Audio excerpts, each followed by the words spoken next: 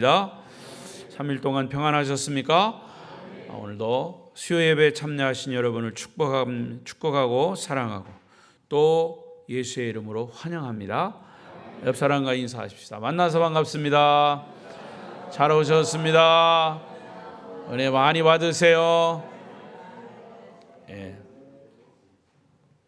집에서 싸우고 오셨더라도 인사할 때는 밝은 모습으로, 이렇게 웃는 모습으로. 비대면 영상으로 예배하시는 분들 중에도 주의 은혜가 함께 하시기를 바랍니다. 오늘도 화 있을진저 두 번째 시간입니다. 지난 주일 저녁에 화 있을진저 첫 번째 시간, 예수님께서 특히 마태복음에서 외식하는 서기관과 바리새인들에게 화 있을진저라고 하는 그런 말씀을, 다른 복음서에 없는 독특한 말씀을 하셨어요. 이것은 언뜻 보면 저주의 말씀이지만, 물론 저주의 말씀입니다. 하지만 이 저주의 말씀 속에는 예수님의 기대와 예수님의 소망, 겉과 속이 같은 그리스도인의 모습, 이것을 강조하는 부분입니다. 그런데 화 있을진저라고 하는 표현을 7번 하셨어요. 그래서 지난 주일은 제가 3번에 걸쳐서 화 있을진저라는 말씀의 의미를 이제 양이 많기 때문에 이렇게 드렸고, 오늘은 이제 4번째부터 6번째까지 말씀을 이제 나누겠습니다. 화 있을진저. 그리고 이제 다음 시간에는 7번째, 또 7번째는 마지막 부분이기 때문에 또 양이 적지 않아요. 그래서 이걸 다 할 수 없기 때문에 나누어서 하는 겁니다. 자, 7번 말씀하신 4번째 화 있을진저.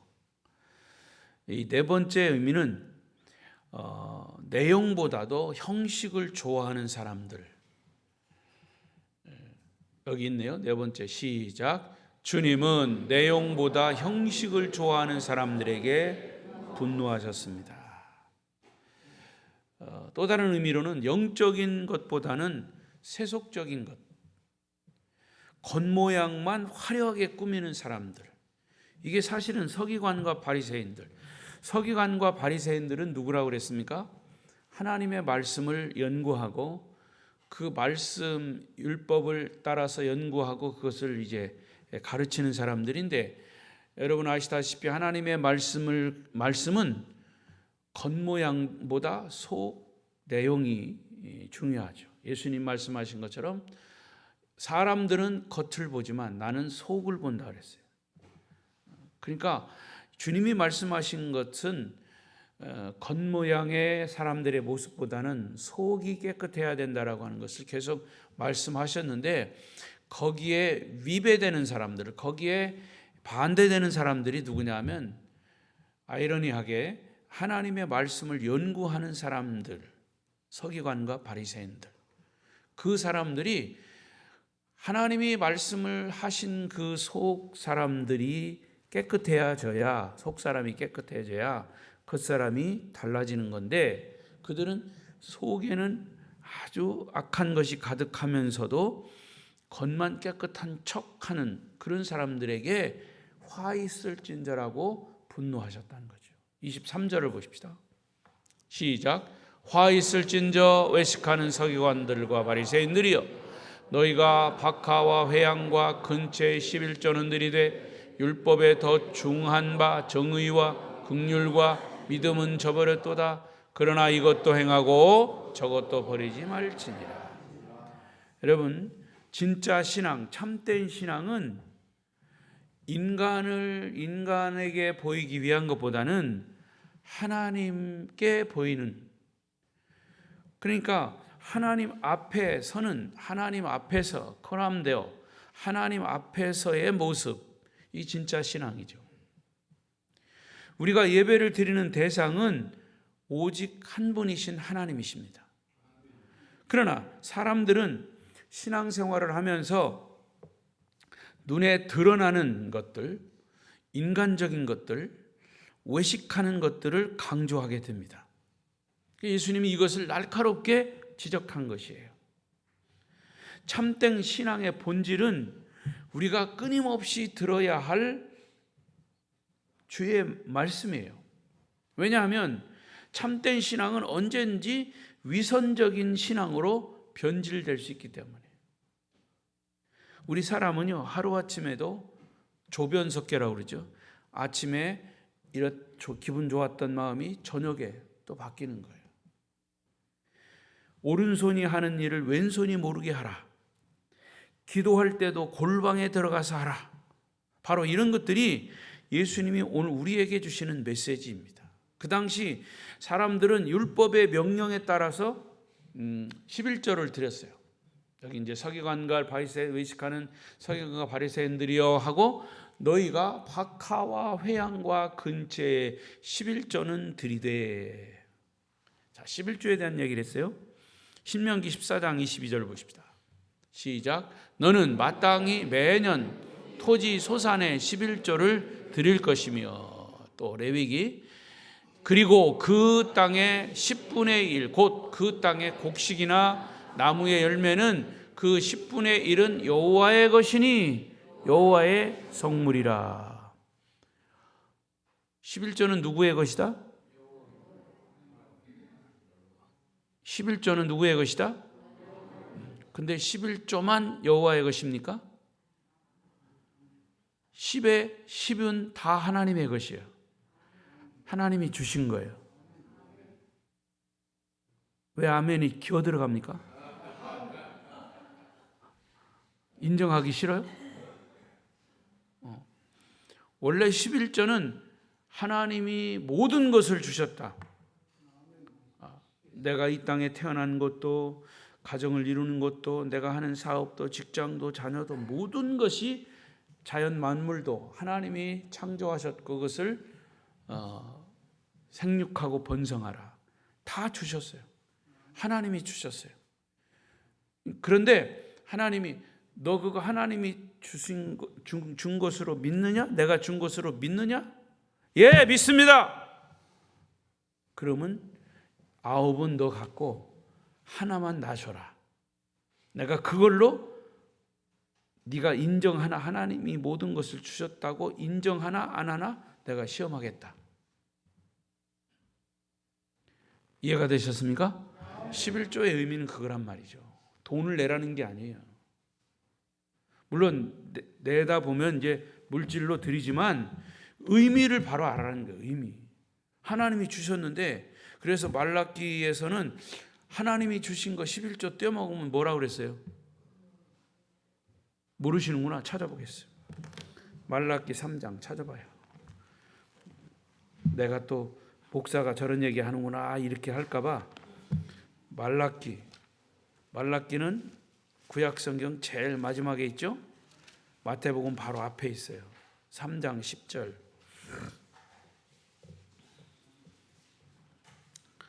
3장 10절 9절부터 봐요. 9절부터 8절부터 봐야 되겠네. 8절부터 찾았습니까? 3장 8절 찾았어요? 아직도 넘기는 소리가 나와. 찾았습니까? 3장 8절 시작. 사람이 어찌 하나님의 것을 도둑질하겠느냐? 그러나 너희는 나의 것을 도둑질하고도 말하기를 우리가 어떻게 주의 것을 도둑질하였나이까 하는도다. 이는 곧 11조와 봉헌물이라. 너희 곧 온 나라가 나의 것을 도둑질하였으므로 너희가 저주를 받았느니라. 만군의 여호와가 이르노라. 너희의 온전한 11조를 창고에 들여 나의 집에 양식이 있게 하고 그것으로 나를 시험하여 내가 하늘 문을 열고 너희에게 복을 쌓을 곳이 없도록 붙지 아니하나 보라. 만군의 여호와가 이르노라. 내가 너희를 위하여 메뚜기를 금하여 너희 토지 소산을 먹어 없애지 못하게 하며 너희 밭에 포도나무 열매가 기한 전에 떨어지지 않게 하리니 너희 땅이 아름다워짐으로 모든 이방인들이 너희를 복되다 하리라. 만군의 여호와의 말이니라. 11조는 누구의 것이다? 하나님의 것이다. 10의 1조만이 아니고 모든 것 10의 10조가 다 하나님의 것인데 그것을 네가 인정하냐? 예, 인정합니다. 그러면 9은 너 갖고 하나만 드려라. 이게 11조예요. 그래서 11조는 내 신앙의 고백인 겁니다. 따라하십시다. 11조는 나의 신앙의 고백이다. 그러니까 아무리 신앙이 좋다 뭐 한다 할지라도 11조 생활을 제대로 하는 사람이 진짜 신앙의 고백을 하는 사람이고 신앙 생활을 하는 거예요. 예. 여러분 11조 하기가 결코 쉽지 않아요. 견물생심, 돈 보면 수입에 돈을 딱 계산해서 놓고 보면 열에 하나 뛰기가 쉽지 않아요. 100원에 10원 뛰는 건 쉬워. 1000원에 100원 뛰는 건 쉬워. 10만 원에 만원 뛰는 건 그래도 조금 더 쉬워.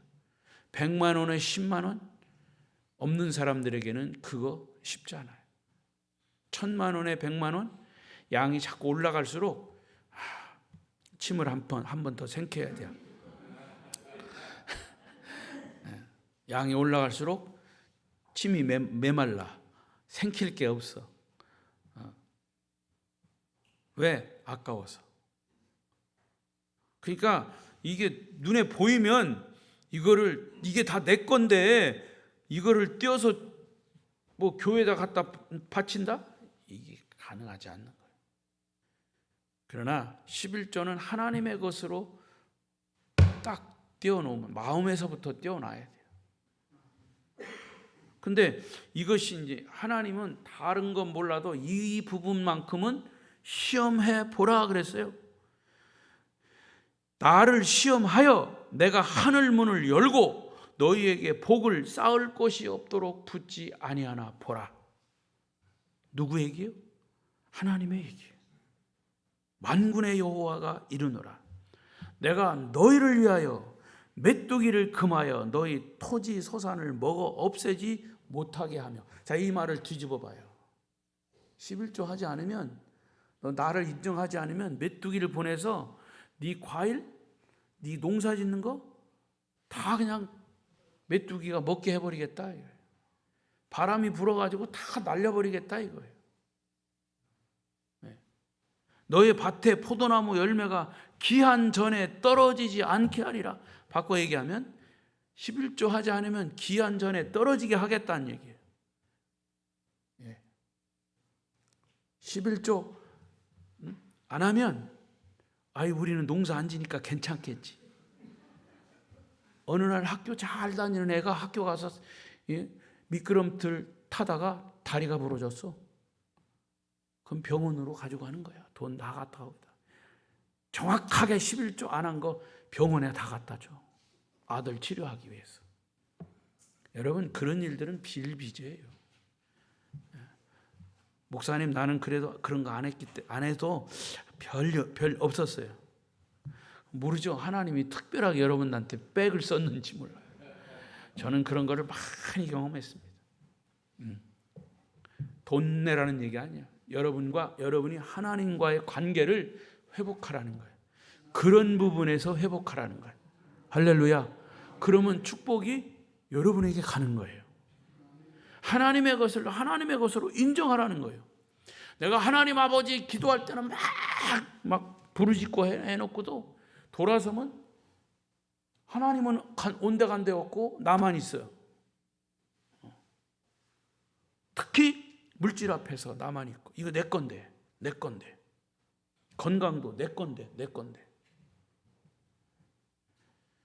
여러분 원래 11조는 하나님이 모든 것을 주셨다고 믿고 인정하는 축복의 열매를 하나님께 드리는 거예요. 자, 아브라함이 전쟁을 승리로 이끌고 돌아와서 하나님이 함께 하신 것에 크게 감사해서 살렘 왕의 멜기세덱에게 자기가 전쟁에서 취한 노획물을 다 계산해서 10분의 1을 딱 드렸어요. 하나님이 우리의 싸움에서 이기게 하셨습니다. 이거는 전쟁에서 얻은 전쟁 노획물입니다. 이건 우리의 것이 아니고 하나님의 것입니다. 그래서 모세 때는 11조를 율법으로 규정한 거예요. 그 11조는 하나님을 섬기기 위해서 구별된 제사장 족속인 레위 족속들의 삶을 책임지는 데 사용하게 된 거죠. 요즘 말하면 목회자들을 위해서 헌금이 드려진 거, 그게 이제 목회자들을 위해서 쓰는 거죠. 복음 증거를 위해서 쓰는 거. 근데 요즘은 이게 희석이 돼가지고 이런 정신이 없어져요. 그래서 이해하고 들으세요. 교회가 이제 당회라든가 이런 중직회에서 합니다. 특히 연말에 되면 목사님들의 이제 생활비를 결정하는 거예요. 그러면 목사님 생활비 결정할 거니까 목사님 밖에 나가 계세요. 목사님 내보내고 자기네들끼리 하는 거예요. 교회에서 안 하면 자기네들끼리 따로. 옛날에는 다방에서 모였어요. 여관에서 모이고 밤새도록 예산 편성하기 위해서.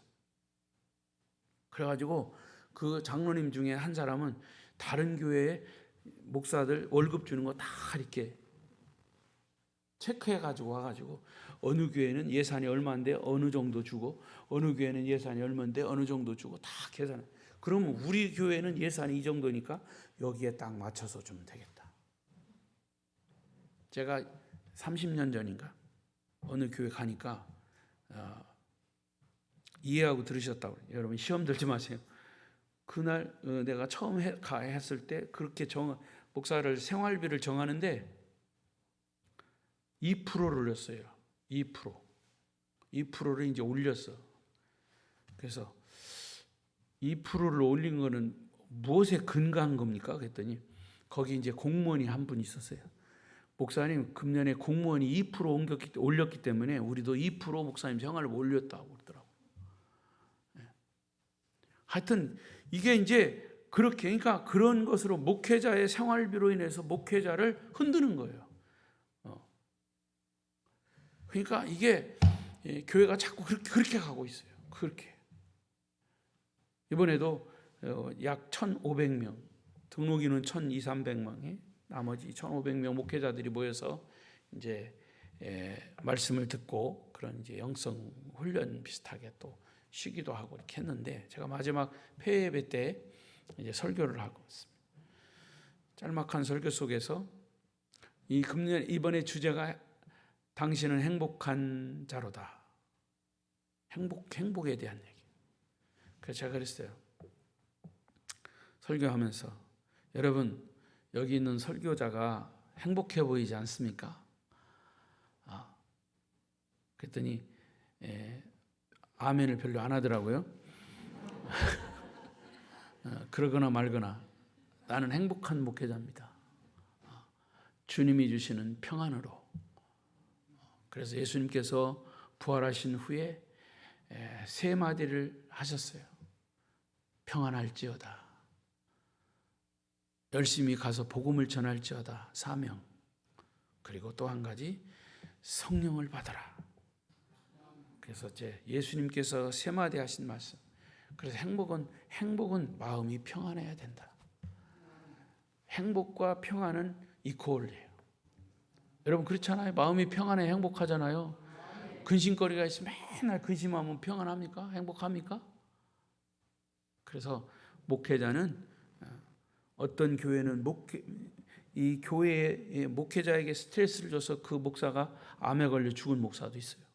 그 얘기를 내가 하면서 여러분 그럼에도 불구하고 주님이 주시는 평안으로 행복하시기를 바랍니다. 그때야 아멘 하더라고요. 그래서 예배 끝나고 났더니 목사님 참 은혜가 됐습니다. 이제 행복한 목회 하랍니다. 막 그렇게 어떤 사모님은 저한테 전화를 했더라고요. 제가 잘 아는 사모님.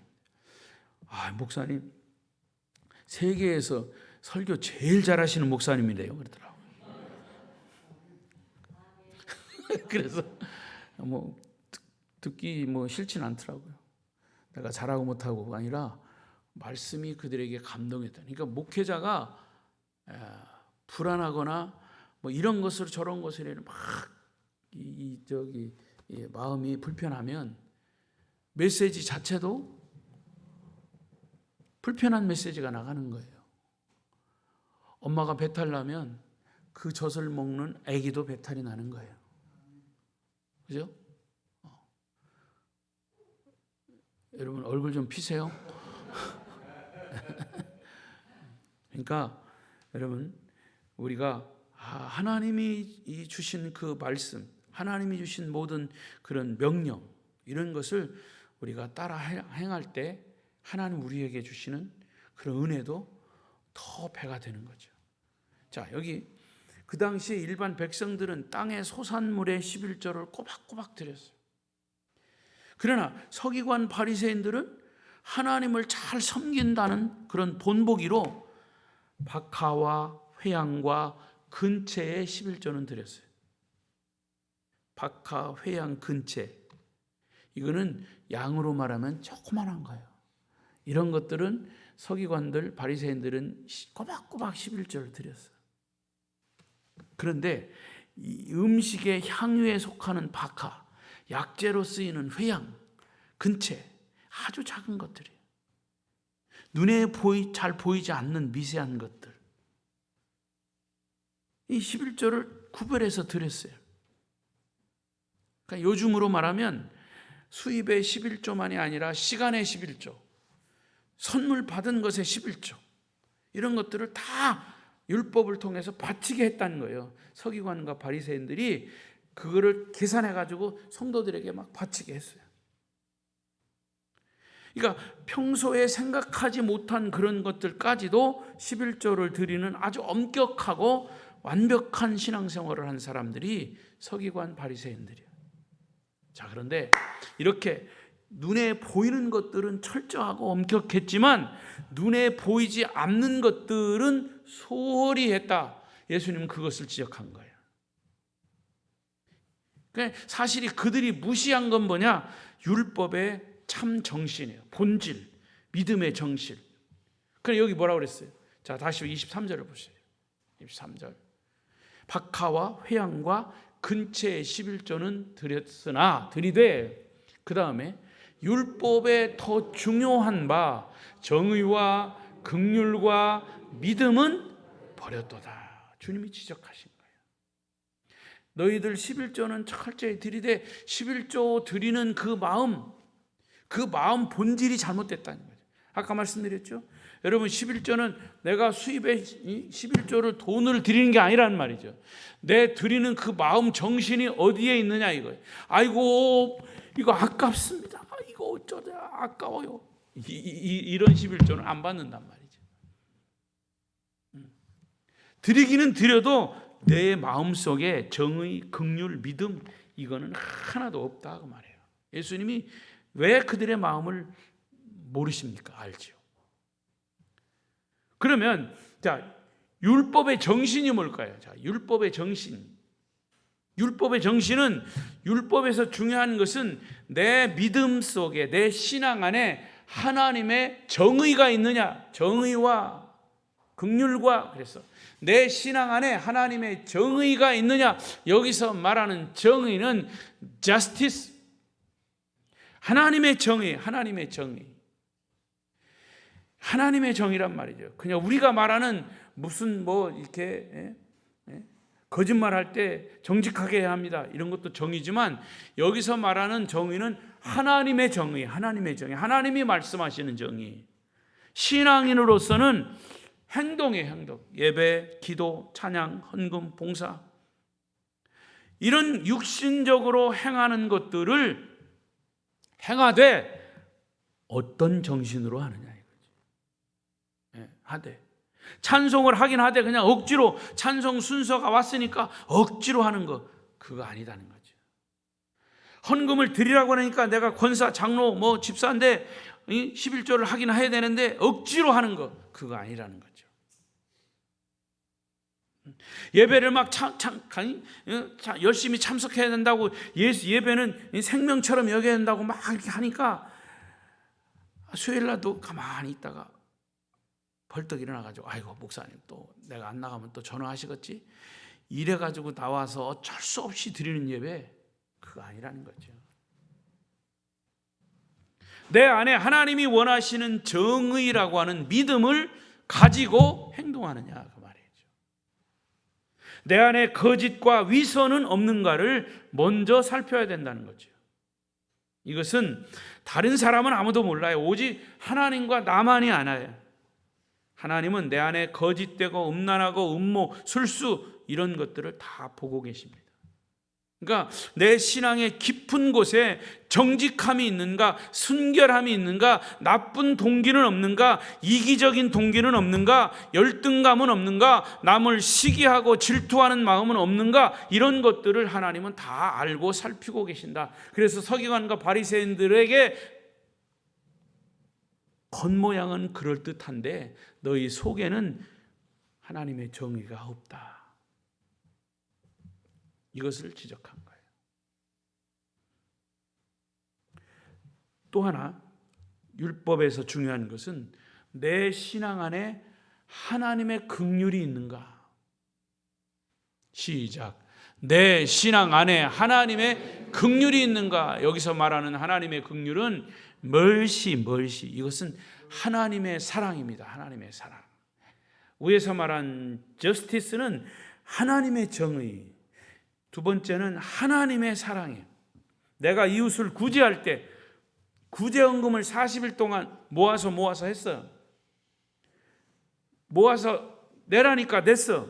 그런데 내면서도 그 속에 이웃을 사랑하는 마음이 있느냐, 사랑하는 마음으로 냈느냐, 하나님의 사랑이 있느냐, 하나님의 눈물이 있느냐, 그 내 마음속에 하나님의 긍휼의 마음이 있어야 진정한 구제헌금이 되고 선교헌금이 되는 거죠. 그리스도인에게서 가장 무서운 것은 무관심입니다. 냉랭함입니다. 우리보다 더 어려운 자를 돕고 선교하고 하자는 그런 마음에 하나님의 사랑, 그런 하나님의 눈물, 하나님의 긍휼한 마음이 있어야 진정한 신앙이라고 할 수 있어요. 아름다운 교회 성도들의 마음이 하나님의 긍휼의 마음으로 충만하시기를 바랍니다. 그리고 또 하나, 세 번째, 율법에서 중요한 것은 내 신앙 안에 하나님에 대한 믿음이 있는가. 자, 세 가지. 첫째는 정의, 하나님의 정의. 두 번째는 하나님의 긍휼. 세 번째는 하나님에 대한 믿음이요. 하나님에 대한 믿음. faithfulness. 하나님의 신실함이죠. 믿음. 진짜 신앙은 어제나 오늘이나 영원토록 변함이 없으신 하나님의 신실함이 내 안에 있느냐 이거죠. 여러분, 믿음도요 사람에 따라 달라요. 처음에는 막 열정적으로 가졌다가 그 믿음이 점점 식어졌다가, 어떤 때는 막 저기 계곡에 빠졌다가 정신 차리고 탁 올라갔다가, 어떤 때는 좀 막 추락했다가, 그럴 수 있죠. 우리가 인간의 인격을 가진 존재이기 때문에. 그러나 그것이 너무 그렇게 출렁대면 안 된다. 그 사람의 참 신실함. 어떤 사람이 예수를 잘 믿는 사람이냐, 그 사람이 변덕스러운 사람이냐 아닌가를 보면 알고 있어. 변덕이 뭐 한다고 그러죠? 죽굴틀 한다고 그래요. 지금 들어온 사람이냐 아니냐, 기도에 능력이 있느냐 없느냐, 그게 아니에요. 그게 우선이 아니라 그 사람이 처음이나 나중이나 변함이 없느냐 이거죠. 변함이 없느냐. 여러분, 10년 전에 하나님 믿는 그런 마음과 10년이 지난 지금 하나님을 믿는 마음, 뭐가 변했어요? 하나님이 변했습니까? 변했다면 우리의 마음이, 믿음이 변한 거죠. 그런데 하나님이 변하시지 않는데 왜 우리의 마음이 처음 믿었던 그 믿음이 변합니까? 그럼 뭐가 잘못됐죠. 그러니까 처음이나 나중이나 변함이 없는 사람, 인가가 중요한 거죠. 한 길을, 예수 그리스도의 그 길을, 생명의 길을 꾸준히 가는 사람이에요. 환경, 사람, 무슨 사건 이런 거 영향받지 않고 천둥과 번개가 치고 지진이 나고 우박이 쏟아지고 뭐 추위가 몰아쳐도 좌로나 우로나 치우치지 않고 변함이 없는 그런 사람의 신앙이 진짜 신앙인 거죠. 주님이 그것을 말하고 있어요. 이중적인 신앙생활의 구조를 가진 사람에게 주님은 23절 마지막 부분에 이렇게 말씀하셨어요. 그러나 이것도 행하고 저것도 버리지 말아야 할 것이. 이 말은 너희 외적인 것도 잘 해야 되겠지만 내적인 것을 잘 해야 된다.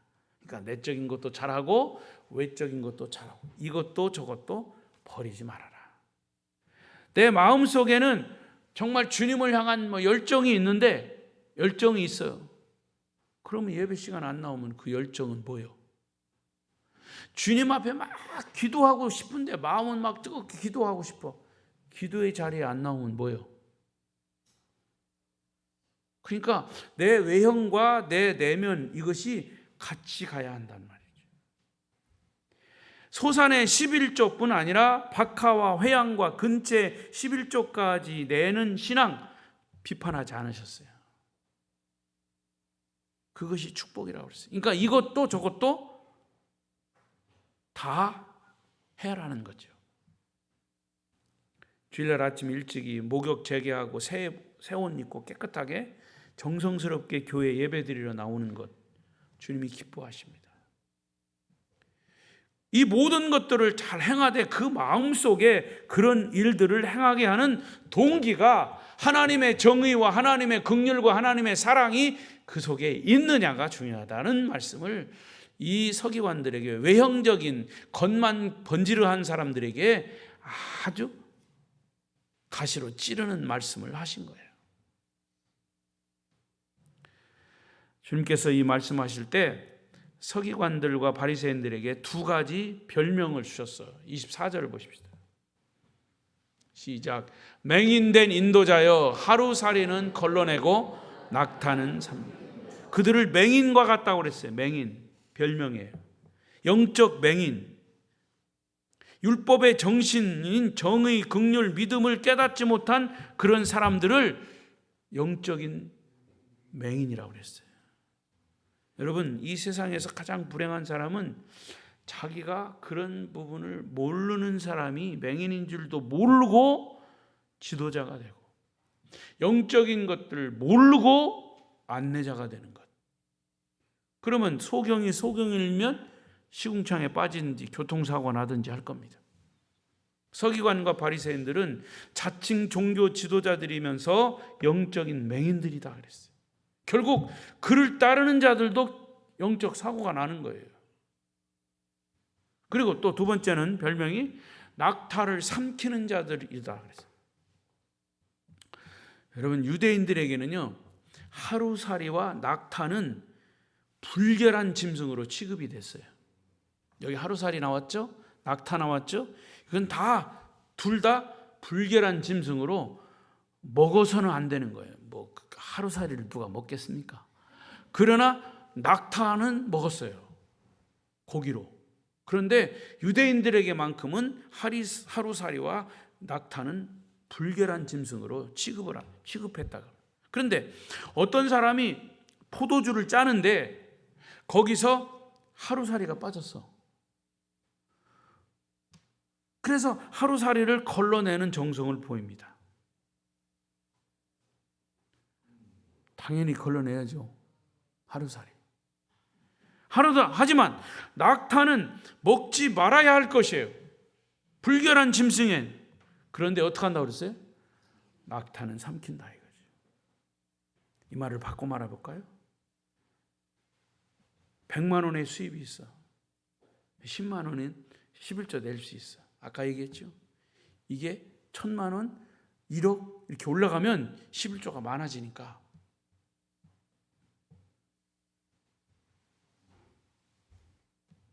마음이 불편한 거예요. 그런 의미예요, 이게. 하루살이는 포도주에서 하루살이가 떨어지니까 싹 걸러냈어요. 이건 못 먹는 거니까. 그런데 낙타는 먹지 말아야 할 불결한 짐승에도 그냥 꿀꺽꿀꺽 삼킨다 이거죠. 율법을 지키되 작은 것은 잘 지키는 것 같이 보이지만 큰 것은 율법의 정신에 위배되는 행위임에도 마구 저질러 버렸다. 그러니까 종교 지도자, 그 당시 종교 지도자들은 뒷구멍으로는 엄청난 죄를 저지르면서 겉보기에 하루살이를 걸러내는 것처럼 율법을 잘 지키는 것처럼 행동했다는 거예요. 낙타는 큰 짐승 이익이 되니까 꿀꺽꿀꺽 삼키고 팔아치우고 그거 챙기고 돈 챙기고.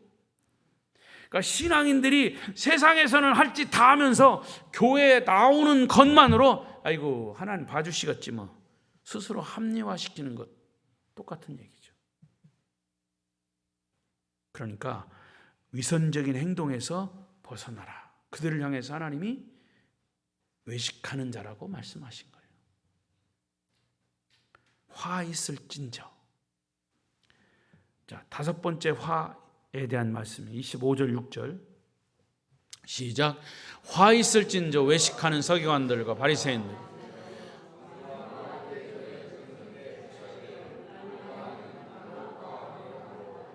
예, 잔은 여기서 술잔이고요. 대접은 음식을 담는 그릇이에요.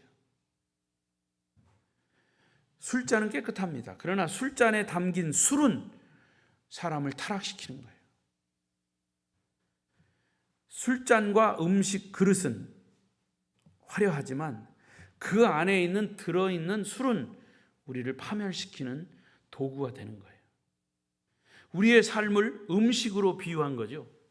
삶의 겉모습은 화려하고 멋지지만 마음속에는 끊임없는 탐욕과 우리를 타락해 하는 방탕함이 있다는 말씀을 하신 거예요.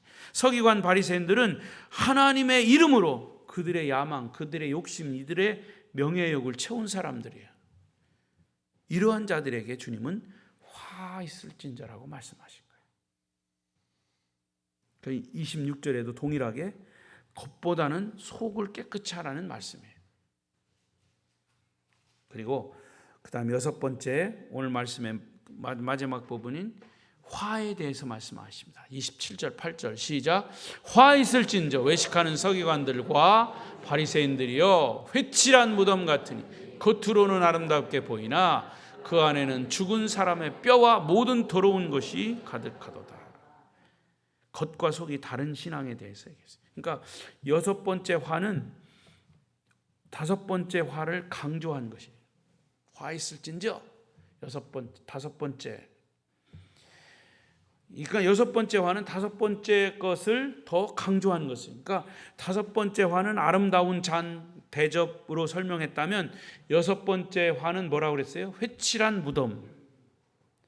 여러분 무덤에다가 횟가루로 칠해보세요. 그럼 하얀 무덤이죠. 근데 하얀 회로 무덤이 덮였기 때문에 하얗게 보이지만 무덤 속에는 뭐가 있어요? 죽은 사람 뼈, 송장 냄새, 썩은 송장 냄새가 나요. 진동을 합니다. 그러니까 민수기 16장 16절에 보면 누구든지 들에서 칼에 죽은 자나 시체나 사람의 뼈나 읽어볼까요? 시작. 이에 모세가 고라에게 이르되 너와 너의 온 무리는 아론과 함께 내일 여호와 앞으로 나오되. 이게 사실은 이것을 만지는 사람, 왜 나오냐? 시체를 만지는 사람 부정하게 된다는 것을 메시지로 주는 말씀이에요. 사람의 죽은 시체를 만진 사람, 칼에 죽은 사람, 등등 7일이 지나는 동안에는 제사를 드릴 수 없어요. 다 냄새나기 때문에. 그래서 무덤에다가 하얗게 회를 칠해놓는 거죠. 그러면 누구든지 무덤을 구별해서 그 옆을 지나가지 않도록. 왜 하얀 회를 칠했냐? 여기 7일이 지나서 냄새나니까 지나가지 말아라. 그런데 하얀 회를 칠해놓고 보면 햇빛에 반사가 돼서 아주 찬란하고 아름답게 보였다고 그래요. 주님 바로 이걸 설명하신 거예요. 겉으로는 아름답게 보이는 회칠한 무덤 속에는 죽은 사람의 뼈, 온갖 썩은 송장이 가득하다. 이것이 인간의 마음 속이라고 하는 것을 책망하신 거예요. 여러분, 우리의 마음을 하나님의 말씀의 거울로 비춰보면 무엇이 들어있냐? 이게 다 보인다는 거죠. 교양, 덕, 포장되어 있지만 마음속을 들여다보면 온갖 더러운 것들이 다 있어요. 위선, 거짓, 부패, 부정, 음란, 욕심, 미움, 다툼, 시기, 질투, 분노, 이런 것들이 가득 들어있는 것이 우리의 마음. 만일 우리의 이런 죄악이 예수님의 보혈로 깨끗이 씻겨지지 않으면 우리는 분노의 자식들이에요. 사탄의 종로도 타는 거예요. 결국 지옥 형벌을 받을 수밖에 없는 자들이 되는 겁니다. 감사하게도 예수님이 십자가의 보혈로 우리의 더러운 것들을 씻어주셨다고 그랬어요. 여러분, 씻겨졌습니까? 그것을 믿는 게 믿음이에요. 자, 마지막으로 이사야 59장 3절부터 읽어보십시다. 이 말씀이 우리에게 얼마나 은혜가 되는지. 없어요? 자, 그럼 찾아보겠습니다. 이사야 59장. 자, 59장. 이사야 59장은 제가 가진 성경은 1039쪽입니다. 1039쪽.